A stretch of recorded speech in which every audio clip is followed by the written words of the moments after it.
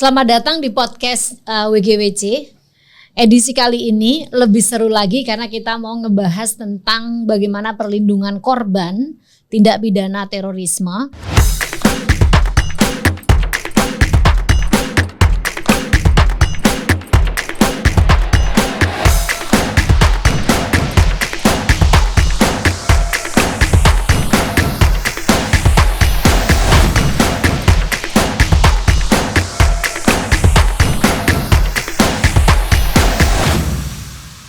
Dan tentu kita akan bicara lebih komprehensif, apalagi kita akan membahasnya dengan perempuan penyintas, dan itu pasti akan jauh lebih detail lagi.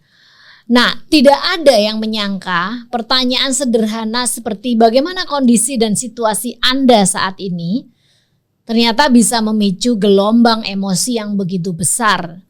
Di sebuah forum dialog di Kabupaten Sigi, Sulawesi Tengah, Desember 2023, perempuan-perempuan penyintas terorisme terdiam sejenak sebelum beberapa di antara mereka jatuh dalam tangis histeris dan bahkan pingsan.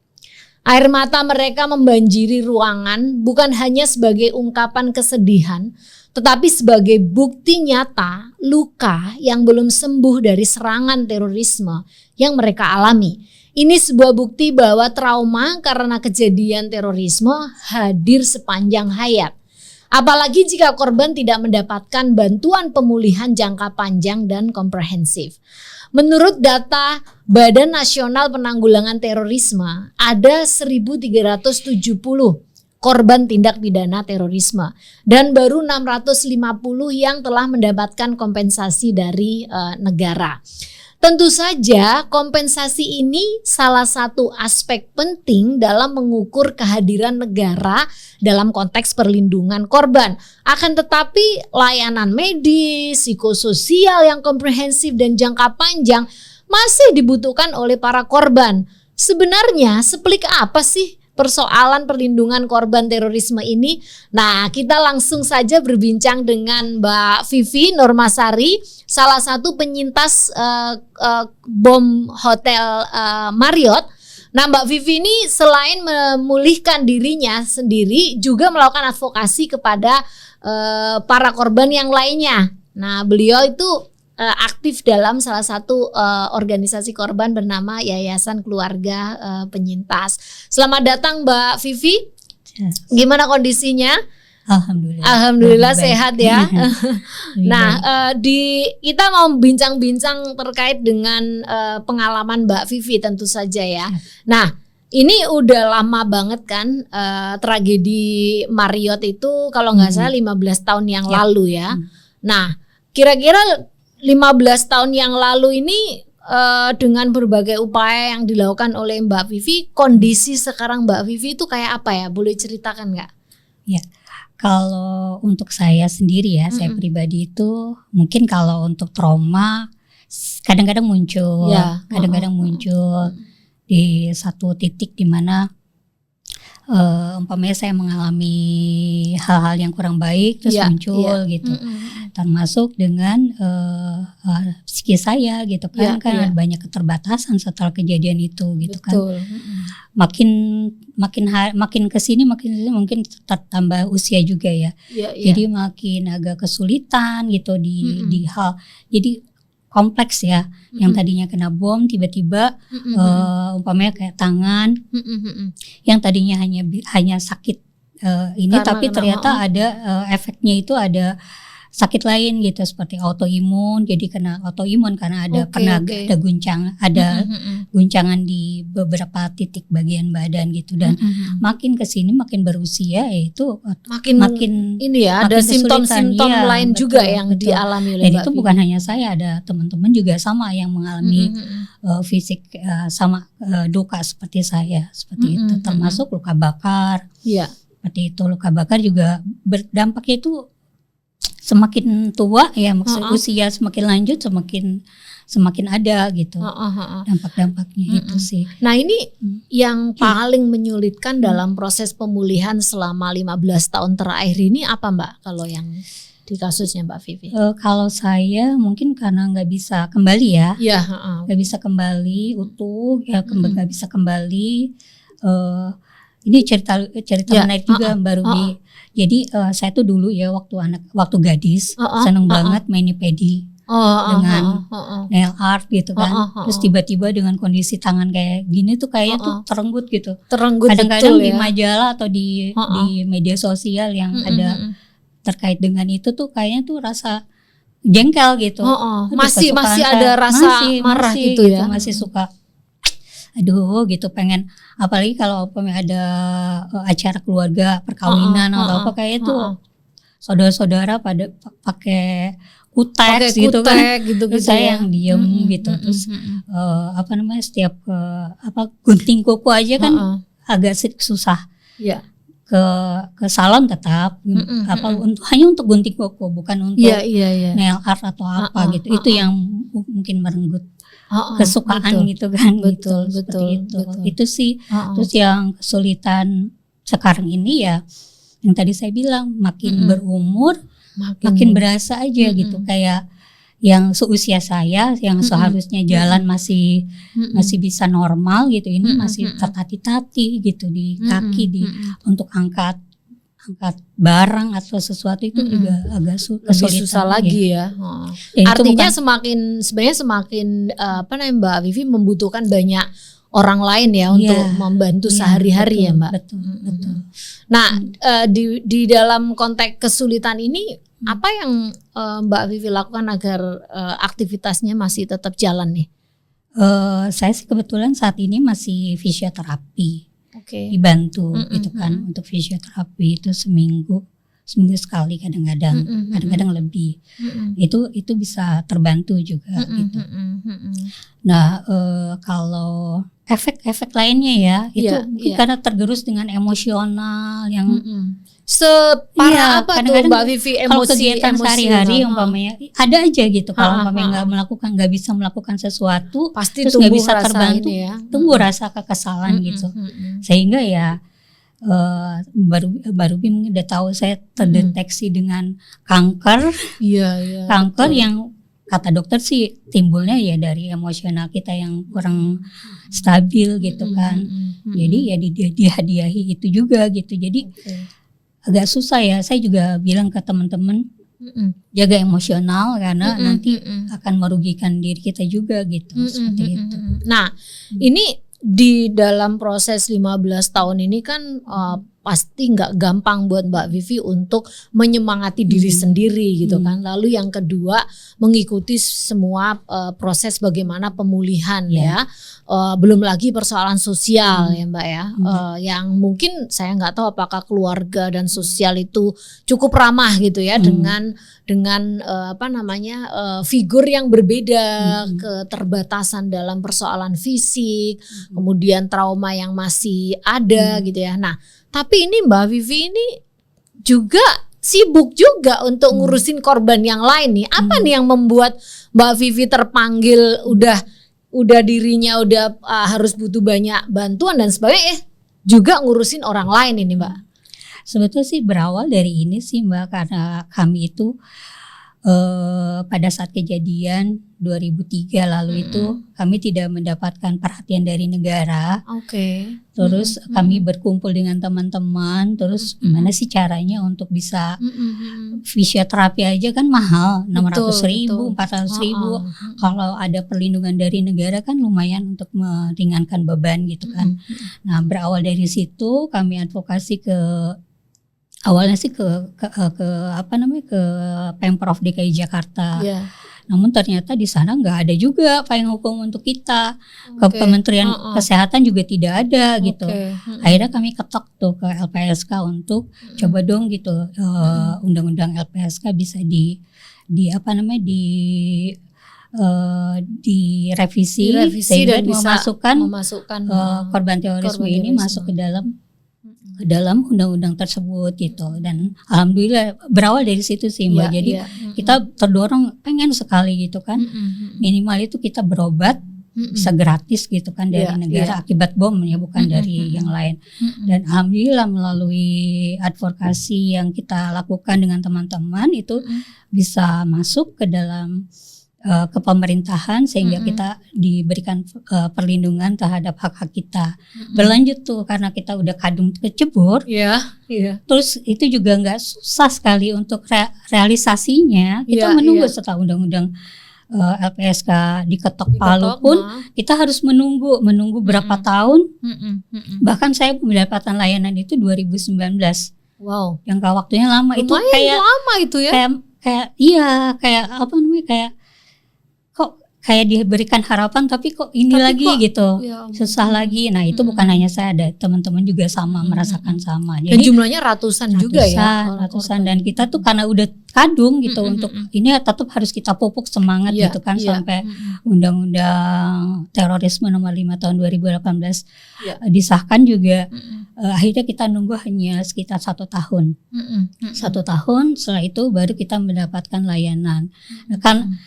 Karena sudah tercebur, saya dan teman-teman, otomatis kita harus tuntaskan gitu kan. Karena teman-teman yang lain itu belum mengetahui tentang perlindungan ini. Jadi kita dampingan kepada teman-teman yang lain untuk bisa mendapatkan layanan dari negara, dari pemerintah melalui undang-undang tersebut gitu. Sampai dengan saat ini mungkin karena ternyata susah ya, walaupun undang-undang sudah ada, perlindungan sudah ada, tapi terkendala dengan batasan, dengan kasus-kasus teman-teman yang lain yang ternyata layanannya sudah terputus. Ya tetap kita harus dampingi. Dan terlebih lagi kebetulan karena saya dulu dari gadis saya bekerja, terus saya semenjak kena bom diistirahatkan oleh perusahaan saya dan sulit untuk mencari pekerjaan baru. Saya pikir sayang gitu kan waktu luang saya, daripada saya tinggal di rumah meratapi nasib gitu. Lebih baik saya terjun gitu di organisasi ini. Kebetulan juga organisasi kami juga dibantu oleh BNPT pada saat itu untuk pembentukannya.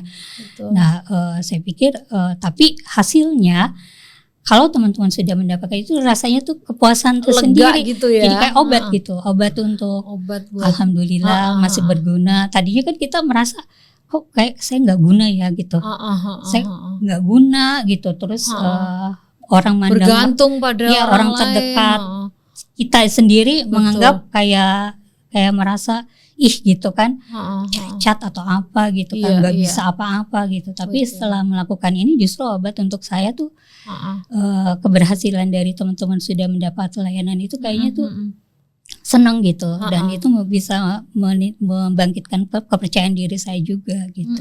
Apakah teman-teman yang lain juga merasakan hal yang sama seperti Mbak Vivi rasakan? Iya, saya ajak. Ada sebagian teman-teman males gitu kan. Apa sih hasilnya dari ini? Terus saya sampaikan kayak mungkin Mbak Ruby udah tahu Mbak Septi gitu kan, yang dari Solo tuh penyintas Solo. Saya ajak, terus akhirnya seneng gitu kan. Iya Mbak, lumayan ya kita bisa berbagi tenaga, pikiran untuk teman-teman, untuk keberhasilan teman-teman juga gitu. Itu sih. Baik. Nah, ini karena udah pasti sibuk banget ya menjaga kondisi diri sendiri gitu ya, bergelut dengan berbagai macam penyakit yang baru yang dulu mungkin nggak kepikir dan nggak terdeteksi juga oleh medis gitu. Terus kemudian sisi lain juga harus bersama dengan teman-teman yang lain untuk memastikan bahwa hak-hak korban itu akan dipenuhi oleh negara. Nah, sumber kekuatan Mbak Vivi ini ada di apa nih? Keyakinan dan rasa optimisme, dan itu dari mana nih sumbernya nih, energinya ini? Saya nggak tahu ya kalau dibilang. Justru kalau saya itu walaupun di rumah sakit nih, kalau saya lagi ini masih juga WA-WA ya. Kalau ada sesuatu di grup itu kan yang Mbak saya butuh ini gitu, kayak tuh kayak gemes kalau nggak langsung ini ya, nggak langsung respon ya. Iya, kalau nggak direspon dan nggak dipertemukan dengan orang yang bisa membantu gitu, seperti itu. Itu justru kayak saya tuh kayak ini salah satu obat sih Mbak. Iya ya. Oke, itu jadi sumber ininya mungkin dari diri saya. Dari diri sendiri ada. Dari diri saya. Kalau keluarga sih minta saya nggak usah ngurusin gitu, nggak usah ngurusin dan teman-teman juga khawatir juga kan gitu. Tapi saya bilang enggak, saya mampu kok gitu. Bahkan dari istilahnya di luar kota, saya bisa jalan ke sini. Saya bilang gini sama orang tua saya juga bilang, kayak tadi saya bilang udah khawatir gitu kan dengan kondisi kamu gitu kan. Terus saya bilang, Mah, saya ngelihat tol aja udah seneng. Saya bilang ngelihat tol aja udah seneng. Saya bilang saya lupa tuh sama sakit saya yang kalau di rumah malah saya ngerasa sakit terus malahan semua gitu. Tapi kalau dengan berkegiatan khususnya mungkin ini juga hadiah juga dari Allah gitu kan. Mungkin saya bisa membantu ini, mungkin obat juga untuk diri saya gitu. Nah ini kan tadi kan bersama kawan-kawan membentuk yayasan keluarga penyintas. Mungkin bisa diceritakan ya biar yang nonton podcast ini mengenal lah sebenarnya yayasan keluarga penyintas ini apa sih dan kegiatannya apa aja gitu. Siap. Yayasan Keluarga Penyintas sebetulnya baru disahkan secara hukum itu tanggal 5 Agustus 2018 bertepatan peringatan bom Marriott. Oke, wow. Itu momentum juga didukung oleh BNPT gitu. BNPT. Nah, kenapa kami dirikan Yayasan Keluarga Penyintas itu? Itu karena advokasi kami dari 2004 setelah kejadian 1 tahun bom Marriott itu. Kami itu kan tanpa legalitas, berjalan tanpa legalitas. Nah, kami diberitahukan bahwa berkegiatan dengan pemerintah atau apapun harus berlegalitas gitu. Akhirnya kami membentuk Yayasan Keluarga Penyintas di 5 Agustus 2018 itu mengawal disahkannya Undang-Undang Terorisme nomor 5 karena untuk mempermudah gitu. Awalnya kami membantu LPSK dan BNPT itu untuk pendataan korban masa lalu karena terus terang sekelas LPSK dan BNPT pun agak kesulitan untuk mencari korban terorisme masa lalu yang kejadiannya udah 10 tahun lewat. Itu agak susah karena data di rumah sakit juga sudah di-destroy terus di Densus juga sudah nggak ada, di kepolisian bahkan di museum Kepolisian Republik Indonesia pun nggak ada nama-nama korban, hanya jumlah aja gitu. Jadi agak kesulitan. Nah, melalui kami, jadi pada saat kami tuh mendatanya itu dari saya waktu di rumah sakit itu ketemu siapa. Terus dari ketemu siapa, terus nanti si ini juga ditanya waktu itu ketemu siapa, kayak gitu. Jadi dicarinya itu seperti itu gitu. Di mapping ya, dicarinya seperti itu sampai akhirnya termasuk juga bantuan dari JW Marriott Hotel karena mereka punya data karena pernah memberikan bantuan kepada kami, termasuk kedutaan Australia juga sama, bom Bali juga sama. Nah, berawal dari situ sehingga kami bisa bekerja sama dengan LPSK dan BNPT hingga Yayasan Keluarga Penyintas sampai dengan saat ini alhamdulillah telah memberikan perlindungan kepada korban sehingga teman-teman bisa mendapatkan layanan dari negara sebanyak 218 orang. Wow. Itu semua jadi anggotanya YKP ya Mbak ya?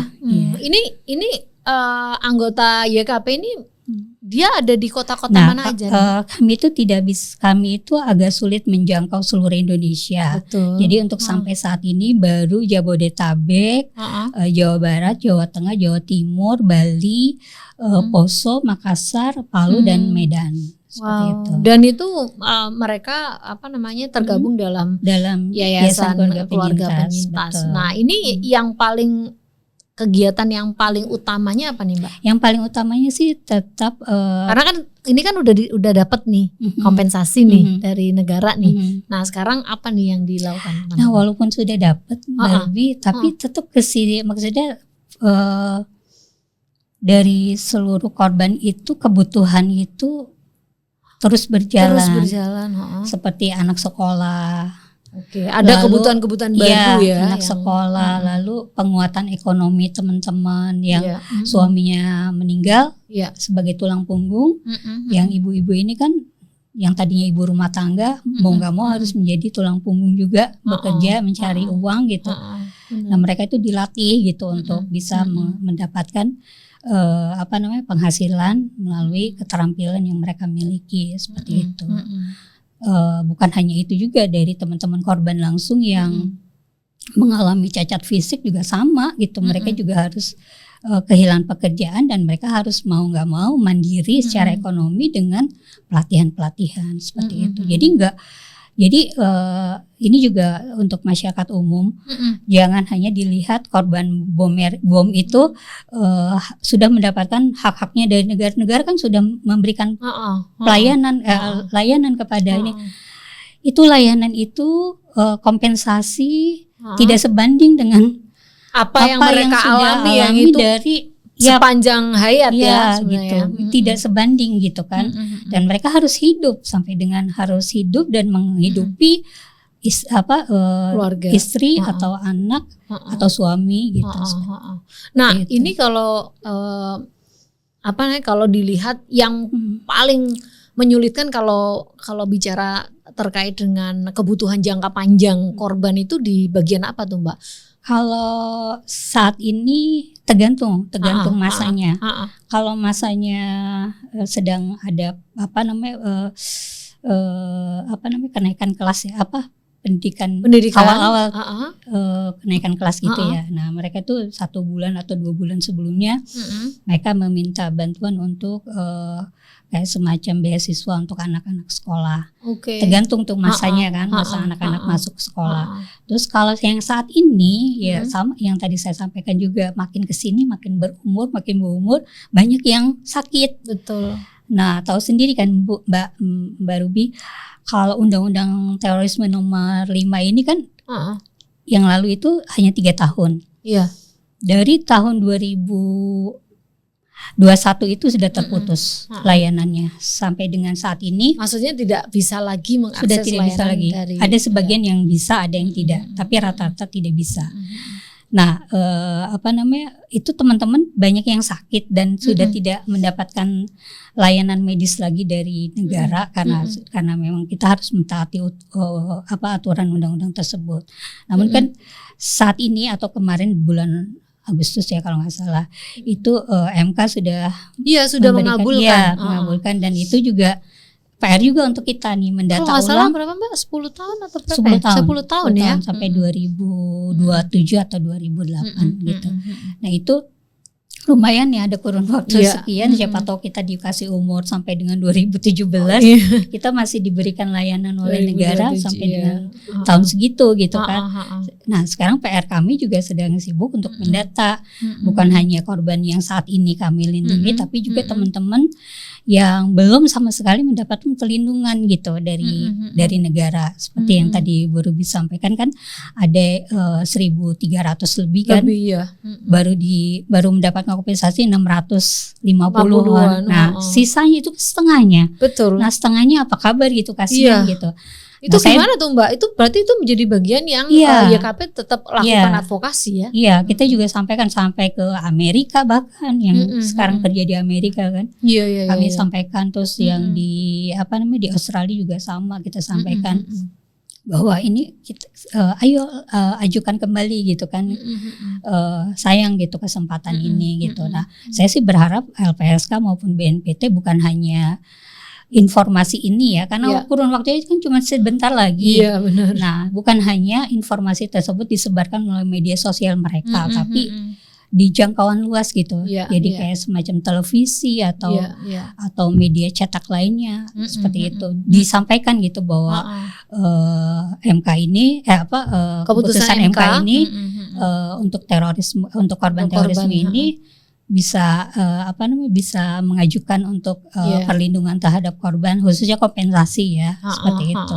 Ya berharap sih LPSK dan BNPT bisa mensyiarkan gitu kan informasi penting ini untuk korban terorisme ini bukan hanya di media sosial tapi di penjangkauan khusus lah ya. Luas, karena kan sebenarnya pemerintah juga punya kan daftar korban ini dari setiap kejadian Nggak ada. Enggak. Oh. Kan tadi yang awal saya sampaikan itu Iya, ada iya, kesulitan. iya, Ini iya. kan korban masa lalu kita cerita. Iya. Kalau korban yang setelah 2018 sih pemerintah memang sudah turun tangan. Oke. Tapi korban yang masa lalu bom yang sebelumnya itu nggak punya akurasi data ya. Kalau pemerintah punya mungkin yang sudah tercover bukan 650 tapi sesuai mungkin dengan lebih ya. Oh, itu karena salah satu mengapa yang tercover itu baru 650 itu salah satunya kesulitan persoalan verifikasi data ya, Bu. Oh, oke.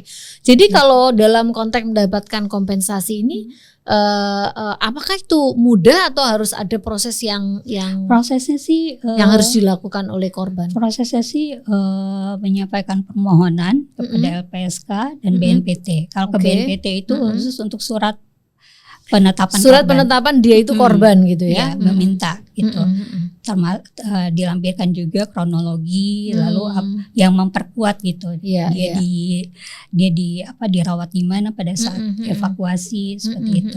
Ini juga sebagai informasi ya. Mumpung orang nonton podcast ini jadi gitu. Jadi informasi ini nanti informasi terkait dengan kejadian diri kita itu disampaikan di kronologi. Lalu nanti mengisi form biasanya. Kalau nggak salah ada formnya dari LPSK dan BNPT itu masing-masing punya form gitu. Terus setelah itu ya proses mereka. Berarti prosesnya di internal LPSK ya, Bu? Iya, sebelum LPSK BNPT dulu verifikasi data, terus habis itu ditaruh di LPSK. Ya, setelah mereka mendapatkan surat penetapan korban, nanti pengajuan kepada LPSK dilampirkan surat penetapan korban tersebut. Oke, itu berapa lama tuh nunggu sampai dapat approve? Lama. Maksudnya 1 tahun kah? Enggak atau? sih, sampai bulanan. Bulanan ya, oke. Sekitar maksimal 3 bulan. Karena kan di proses di BNPT-nya sendiri itu mereka ada semacam assessment dan langsung terjun juga. Setelah itu penetapan korban itu kan menunggu lumayan lama tuh. Setelah penetapan korban keluar suratnya mengajukan ke LPSK.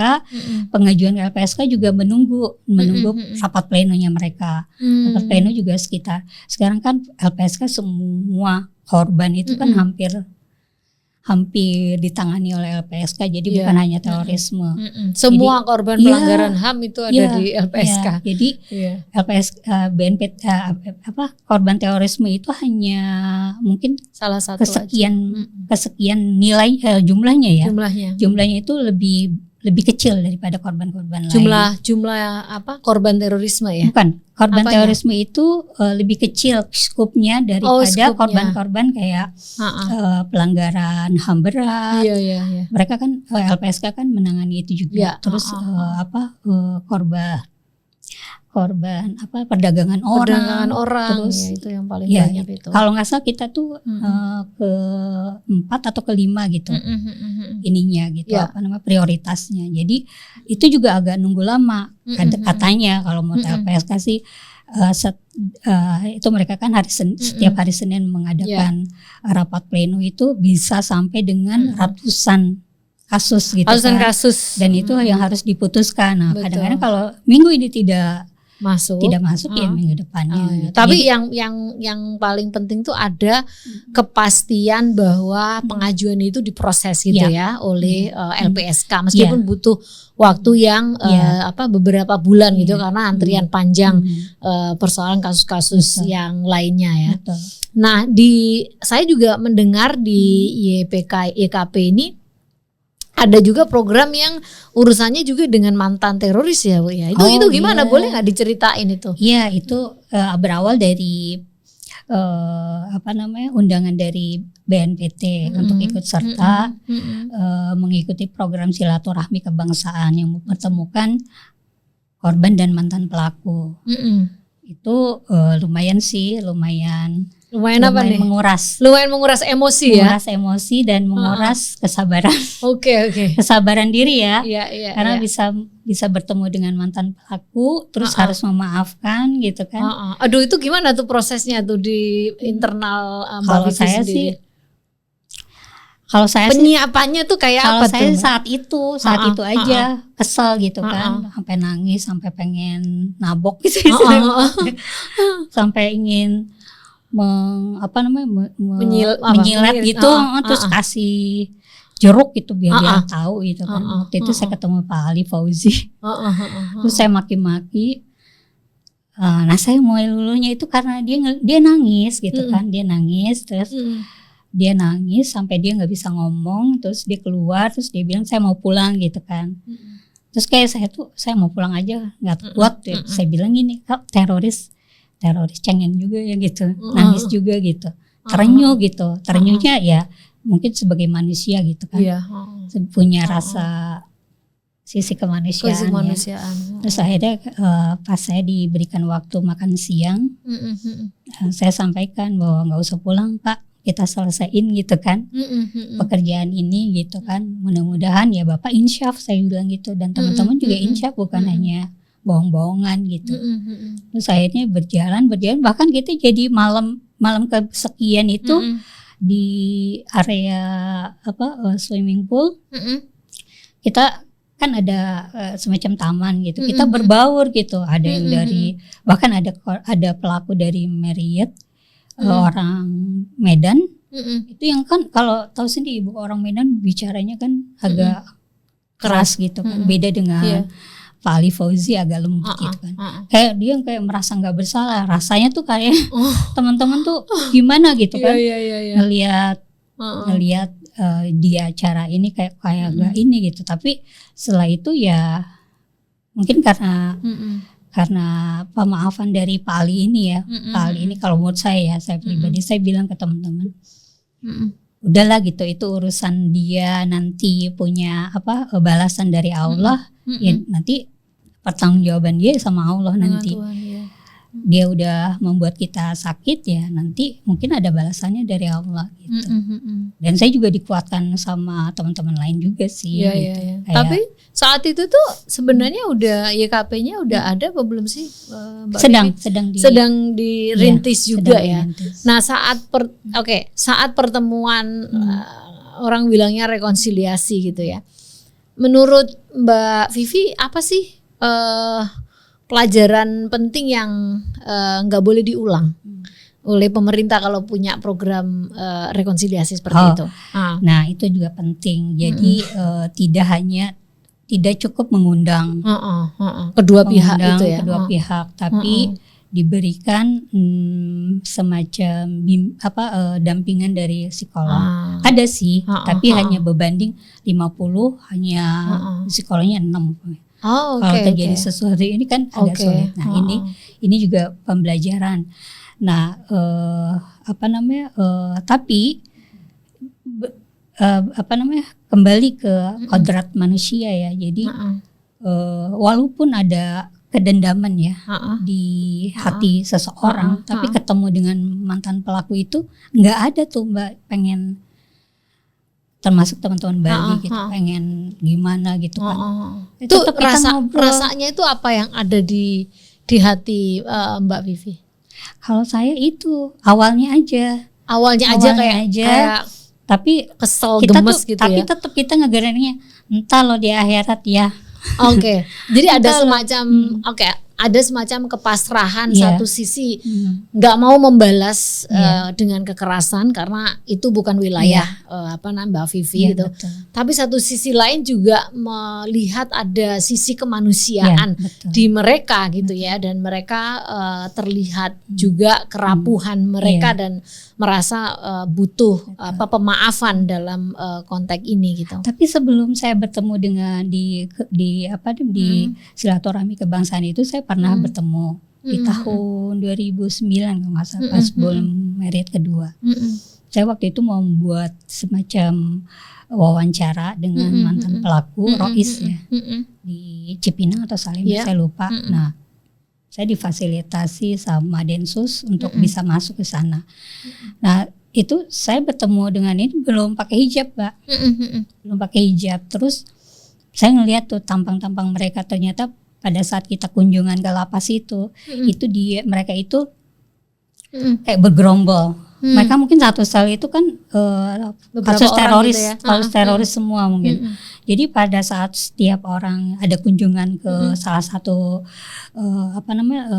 terpidana itu, kita ini datang waktu itu saya berdua dengan teman saya Mas Sucipto, terus dikerubunin sama orang satu sel itu. Ada 20 orang kali.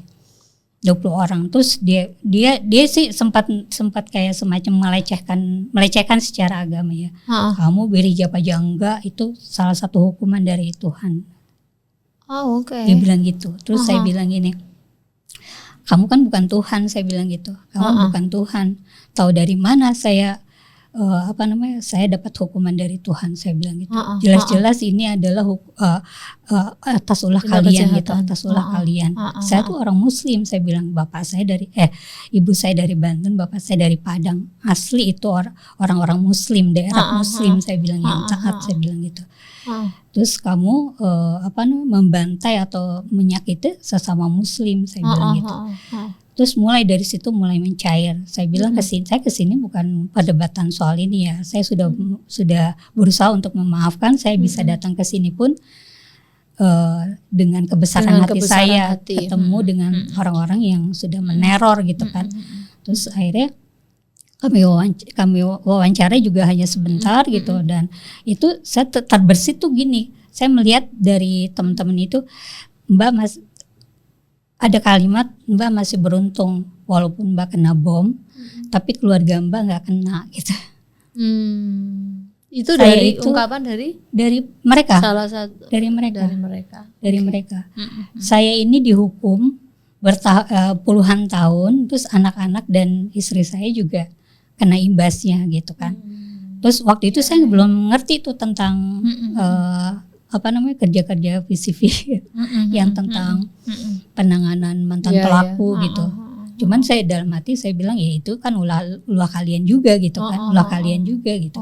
Nah saya sempat gitu melakukan hal tersebut dengan dengan pelaku gitu di lapas tersebut. Jadi sebelum dengan Pak Ali Fauzi saya sempat ketemu. Jadi sebelum ada ikut di program rekonsiliasi yang digelar oleh BNPT, sebenarnya sudah pernah ada pertemuan dengan para mantan. Waktu itu sih juga, saya awalnya pengen tahu apa sih gitu kan, kalian tuh motivasinya apa sih untuk ngebom gitu kan. Waktu itu saya diberikan kegiatan tersebut oleh gitu kan. Karena media nggak bisa masuk, jadi melalui kita gitu, melalui korban. Enggak, tapi itu tujuan dari model pertemuan kayak gitu untuk mendapatkan data saja. Waktu itu Rois itu kan sulit untuk diberikan ini. Jadi media tersebut ya ingin gitu. Jadi ada beberapa pertanyaan yang nggak bisa saya sampaikan di sini yang harus disampaikan ke mereka, dan saya harus menggali pertanyaan jawaban mereka gitu, seperti itu. Ada pekerjaan yang seperti itu. Oke. Nah ini YKP ada gitu kan, kegiatannya macam-macam ya, dari melakukan advokasi pada para penyintas itu sendiri, sampai juga membuka ruang-ruang rekonsiliasi dengan para mantan gitu. Nah tentu bukan hanya itu, tapi juga termasuk menjadi bagian dari WGWC gitu ya, sebagai ruang bagaimana pemberdayaan itu bisa dilakukan. Nah kalau melihat dari berjalannya sejarahnya YKP ini, apa sih Bu faktor pendukung yang membuat YKP ini survive sampai sekarang? Mungkin dukungan dari BNPT dan LPSK tentunya. Terus sekarang kan berjejaring tuh. Ditambah penguatan, jadi yang tadinya kita nggak tahu tentang kerja-kerja aktivis yang melakukan advokasi terhadap keluarga mantan pelaku. Jadi kita juga jadi empati kita makin gede gitu ya. Makin gede, pengetahuannya juga semakin bertambah ya, temannya semakin bertambah gitu ya. Jadi itu yang ternyata ternyata pekerjaannya yayasan keluarga penyintas itu bukan hanya sekedar dapat kompensasi, that's it, selesai gitu. Tapi ternyata ada ruang lain yang perlu dikerjain juga, sampai pada titik bagaimana orang paham tentang kehidupan korban ini, juga tentu saja pemerintah yang memberikan regulasi kepada korban dan terus menerus melakukan revisi ya, agar agar undang-undang yang sudah bagus ini dan praktek yang sudah bagus terus dilebarkan, tidak dibatas-batasin aksesnya, sehingga para korban ini juga terus bisa mengakses medis dan psikososial gitu. Nah, tantangan dan hambatan apa yang dalam advokasi pemenuhan hak korban ini yang yang menurut Mbak Vivi? Kalau tantangan ini, Yayasan Keluarga Penyintas itu kan tidak ada penyandang dana yang pendanaan gitu kan. Jadi kita agak sulit untuk menjangkau daerah-daerah seperti memberikan informasi terkait dengan rencana aksi daerah deh. Contohnya rencana aksi daerah umpamanya di Sulawesi, agak sulit kita menjangkau ke sana. Nah, saya melibatkan teman-teman yang di daerah Sulawesi pun agak kesulitan karena mereka nggak tahu apa sih itu RAN-PE, apa sih RAD-PE gitu. Seperti itu. Jadi mungkin itu salah satunya. Jadi kalau mungkin ada dukungan dari negara atau apa terkait dengan rancangan RAD gitu yang melibatkan teman-teman penyintas melalui Yayasan Keluarga Penyintas, itu bisa melibatkan ke daerah untuk memberikan masukan kepada rancangan tersebut seperti itu. Dan kendala yang lainnya mungkin keterbatasan pengetahuan dari teman-teman terkait dengan ibu, rata-rata kan korban itu ibu-ibu rumah tangga yang pendidikannya juga bukan yang perguruan tinggi atau apa. Jadi mereka kadang-kadang kita memberikan masukan terkait dengan ibu kebutuhan secara ketahanan ekonomi mereka gitu kan. Itu agak susah gitu. Mereka kan kita data nih. Kalian minatnya di mana nih gitu. Kita berikan daftar minat di mana. Terus mereka dengan antusias mengisi gitu kan. Oh, minat di sini gitu. Umpamanya kecantikan salon gitu. Terus tiba-tiba diberikan pelatihan salon. Setelah itu setelah mengikuti pelatihan hilang. Maksudnya nggak berjalan gitu. Nggak berjalan. Jadi agak kesulitan itu. Padahal kita pengen gitu kan dari teman-teman itu setelah mendapatkan pelatihan, modal usaha itu bisa berjalan gitu, berkelanjutan. Jadi tidak hanya disuapi terus gitu.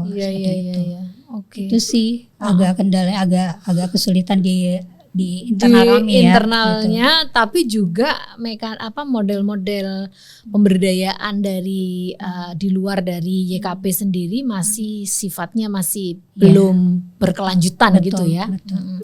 Nah, kalau boleh menarik pembelajaran selama 15 tahun ya bergelut sebagai seorang penyintas dan perempuan apalagi, apa pembelajaran penting yang perlu dibagi di masyarakat, Mbak Vivi? Kalau pengalaman saya ya apapun yang kita alami gitu kan, kita alami yang nggak usah menjadi terpuruk gitu kitanya ya diri. Kalau saya sih merasakan gitu ya. Saya keterbatasan tangan, udah nggak bisa lagi ini laptop, semua pengetahuan tentang program itu agak susah. Jadi itu menurut keterbatasan saya. Nah, itu juga nggak perlu jadi rendah hati gitu, rendah diri gitu, rendah diri. Dan saya merasa semua yang dari saya bayi sampai dengan sekarang Allah memberikan semua cobaan-cobaan yang saya lalui itu ternyata itu untuk membesarkan hati saya supaya tidak merasa merasa kalau dulu saya merasanya sial gitu kan, sial gitu. Ternyata setelah saya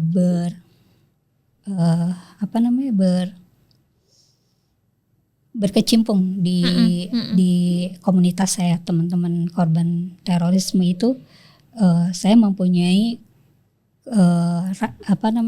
kemampuan terhadap diri saya yang melebihi dari orang-orang normal gitu.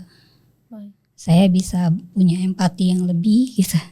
Saya bisa sabar gitu mungkin. Saya bisa memaafkan.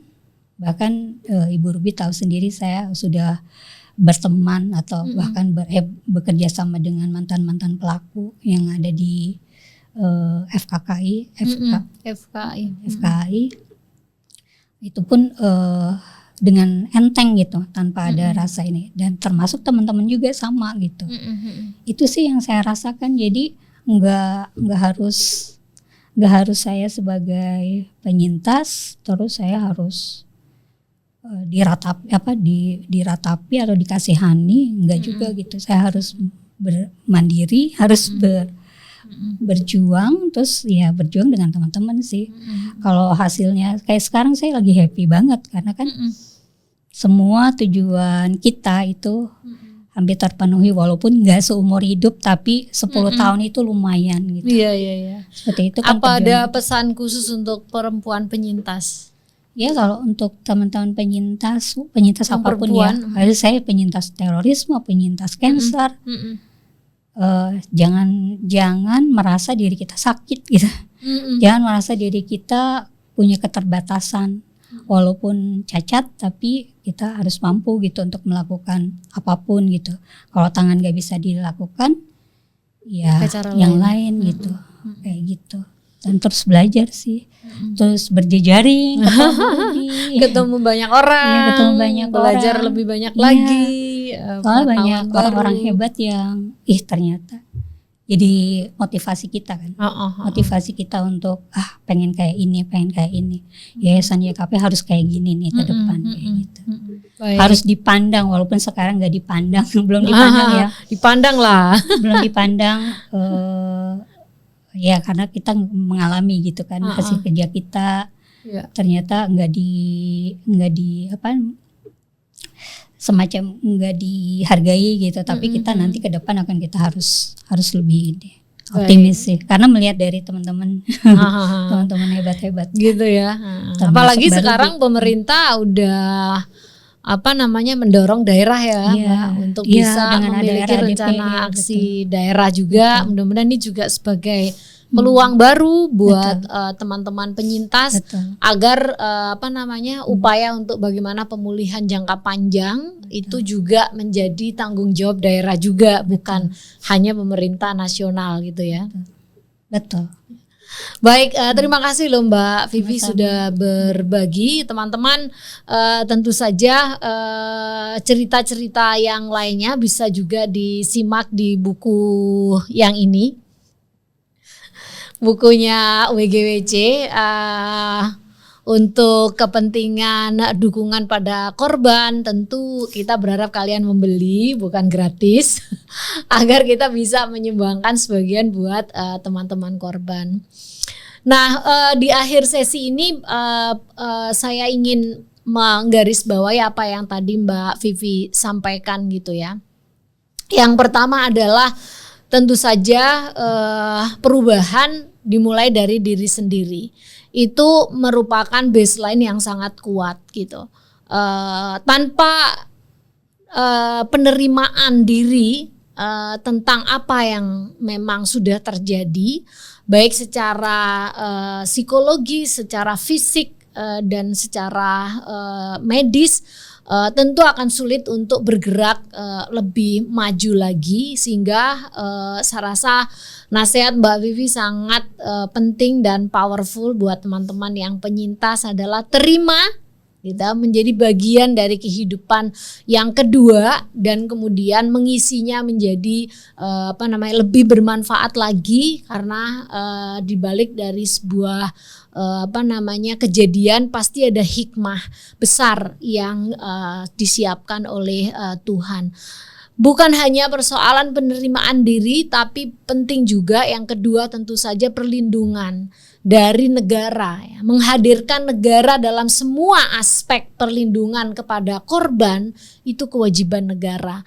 Maka kalau sekarang undang-undangnya sudah ada juga willingness dari negara untuk memperpanjang batasan akses korban kepada layanan yang disediakan oleh negara, kemudian termasuk juga kompensasi. Berharap juga di masa mendatang para penyintas ini mendapatkan lebih banyak lagi bantuan, dan salah satunya tentu saja dukungan untuk organisasi kelompok penyintas agar mereka bisa berkegiatan dan mereka juga bisa berkontribusi pada pemajuan Indonesia. Dan yang terakhir tentu saja masyarakat luas perlu banget empatinya diketuk bahwa ada sekelompok orang yang sangat membutuhkan uluran tangan dari masyarakat, bukan hanya karena kasihan ya, tapi bagian dari masyarakat di mana masyarakat memiliki tanggung jawab penuh untuk pemulihan ini ditanggung rame-rame, karena kita juga mengadopsi prinsip gotong royong. Tapi bukan hanya itu, juga semua orang yang punya pikiran untuk membantu bagaimana korban ini pulih tentu penting untuk memikirkan keberlanjutan. Karena keberlanjutan itu tidak saja untuk dirinya sendiri, tapi juga keluarga dan bagian dari masyarakat. Maka itu ekosistem dalam konteks pemulihan ini menjadi sangat-sangat penting, dan semua orang termasuk pemerintah, non-pemerintah, sektor swasta menjadi bagian yang terintegrasi dalam konteks pemulihan kita. Terima kasih atas atensinya, dan bisa menyimak sejumlah podcast yang lainnya di channelnya WGWC.